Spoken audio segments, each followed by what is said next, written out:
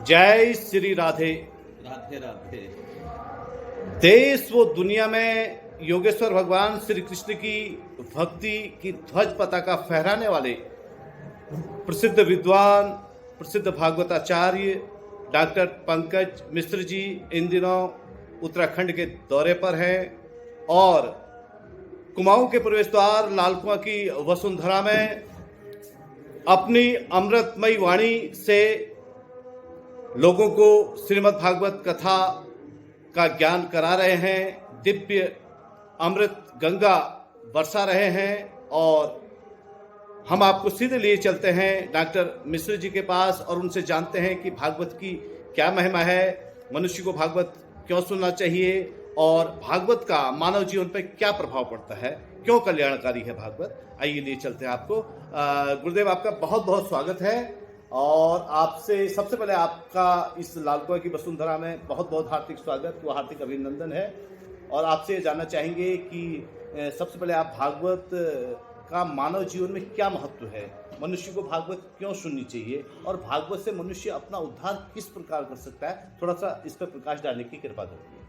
पहले तो आप सभी को राधे राधे, सभी सनातन प्रेमियों को हमारी तरफ से प्यार भरा राधे राधे। पंत जी, आपने जो प्रश्न किया है ये बहुत अच्छा है। श्रीमद् भागवत जो है पुराणों में, संपूर्ण हमारे 18 पुराणों में इसको महापुराण कहते हैं, शिरोमणि है, ताज है। ये सबका कारण है उसका कि श्रीमद् भागवत जो है वो साक्षात भगवान श्री कृष्ण का श्री विग्रह है जी। और भागवत की कथा संतों के द्वारा, जो हमारे भारत के मनीषी कहते हैं कि ये सुखदेव जी ने राजा परीक्षित को सुनाई तो है, लेकिन कैसे सुनाई है।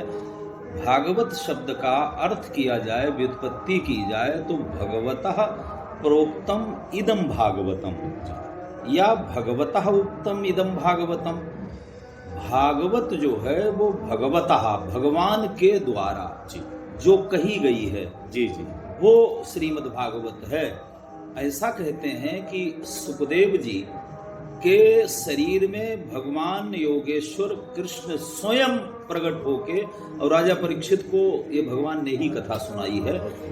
संसार में ऐसा कोई पुराण नहीं है जो पुराण ये दावा करता हो कि आप हमारी शरण में आओ, हम आपको मुक्ति देंगे जी। भागवत एक ऐसा पुराण है जो गर्जना करता है कि आप हमारी शरण में आओ तो हम आपको मुक्ति देंगे।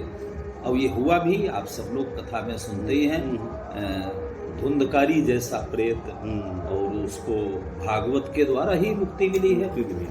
समाज की रही बात जी, आजकल जो भागवत की कथाएं हो रही हैं प्रायः उनमें 80% भागवत की कथा मर्यादा से नहीं हो रही पंत जी। अच्छा।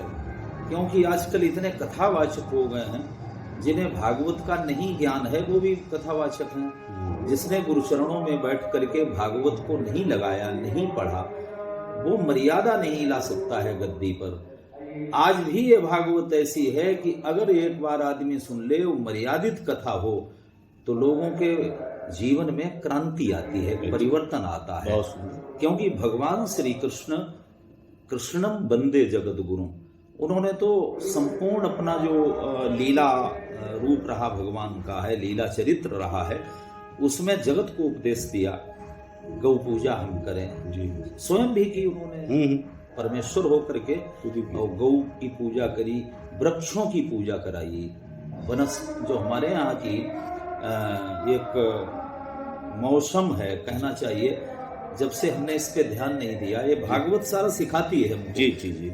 वृक्षों की पूजा कराई, पहाड़ों की पूजा कराई, नदियों की पूजा कराई जी। ये केवल कृष्ण का ही संदेश है भागवत जी में, क्योंकि कृष्ण और राम में वैसे कोई भेद नहीं है जी।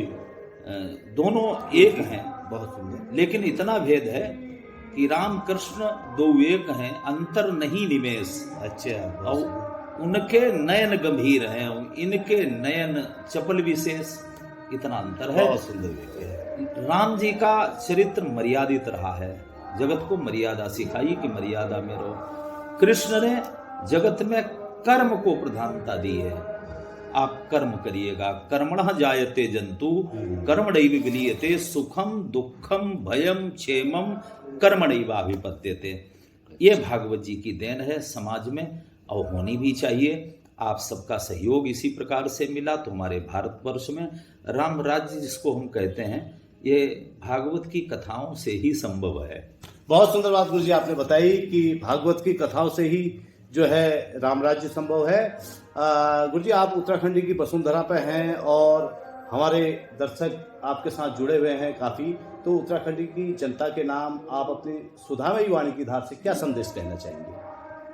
पंत जी आप सबके प्यार से संपूर्ण भारत में जी ऐसा कोई प्रांत नहीं है जिसमें भागवत की कथा के माध्यम से वहाँ लोगों का दर्शन हुआ हो हमें। बहुत सुंदर। लेकिन सत्य है कि ये उत्तराखंड इसको देवभूमि कहा गया है और जब यहाँ हम आते हैं उत्तराखंड में तो एक हमारे मन में पता नहीं कितना एक विशेष उत्साह जागता है कि हम देवभूमि में बैठ के कथा कर रहे हैं और हर जगह से हमको बहुत आनंद आता है आप सभी, क्यों आपका सबका प्यार बहुत मिलता है, इधर बहुत प्रेम है, बड़ा भक्ति भाव है। जैसा कहा गया देवभूमि है तो यहाँ का जो एक साधारण से साधारण भी जो जनमानस है वो सब मैं तो देव रूप में देख रहा हूँ और वैसा ही उनका स्वभाव है, वैसा ही प्रेम देते हैं। इसलिए मेरा सभी को बहुत बहुत बधाई है, उत्तराखंड वासियों को वंदन करता हूँ, प्रणाम करता हूँ, नमन करता हूँ। बहुत बहुत धन्यवाद गुरु जी। आप थे डॉक्टर